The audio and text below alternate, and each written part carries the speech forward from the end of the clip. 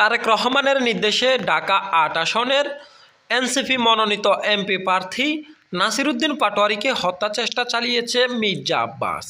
ছাত্রদল কর্মীদের মাধ্যমে এই হত্যা চেষ্টা চালান মির্জা আব্বাসের সঙ্গবঙ্গ ছাত্রদল নেতারা। পরবর্তীতে মির্জা আব্বাস ও তার দলীয় কর্মীরা মিলে তাকে প্রতিহত করেন। মির্জা আব্বাস যদি আরও একটু বাড়াবাড়ি করে তাহলে তার পরিণাম খুবই ভয়াবহ হবে বলে জানিয়েছেন নাসিরউদ্দিন পাটোয়ারী।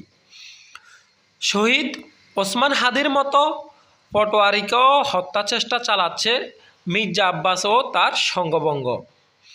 শহীদ ওসমান হাদিকেও তার প্রচারণাকালে প্রথম থেকে ময়লা পানি এবং ডিম চূড়া হয়েছিল এবং পরবর্তীতে তার মাথায় গুলি করা হয়েছে। সেম কায়দায় বর্তমানে নাসিরউদ্দিন পাটোয়ারীর সাথেও শুরু করে দিয়েছেন।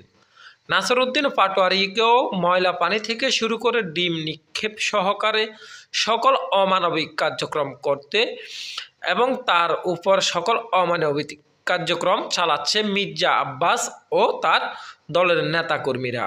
চাঁদাবাজির টেন্ডার বাজিয়ে পুরো অতিষ্ঠ ঢাকাবাসী।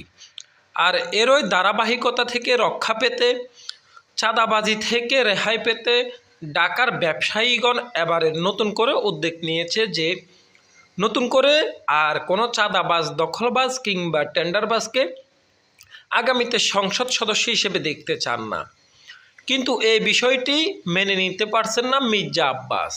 কখনো কখনো তিনি বলেই দিচ্ছেন যে তিনি সরাসরি দুর্নীতি কিংবা চাঁদাবাজের সাথে সম্পৃক্ত নয়।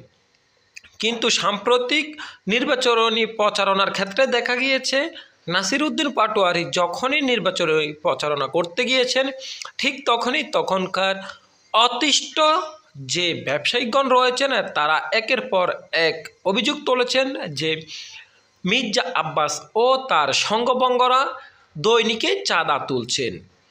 অর্থাৎ তাদের এই চাঁদার জ্বালায় ব্যবসা করে শান্তি পাচ্ছেন না কোনো ব্যবসায়িকগণ।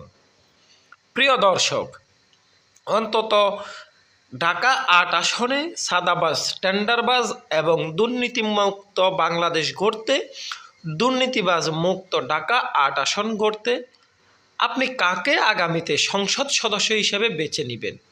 নাসিরউদ্দিন পাটোয়ারী নাকি মির্জা আব্বাস? কমেন্ট করে জানিয়ে দিন আপনার মহামূল্যবান মন্তব্যটি।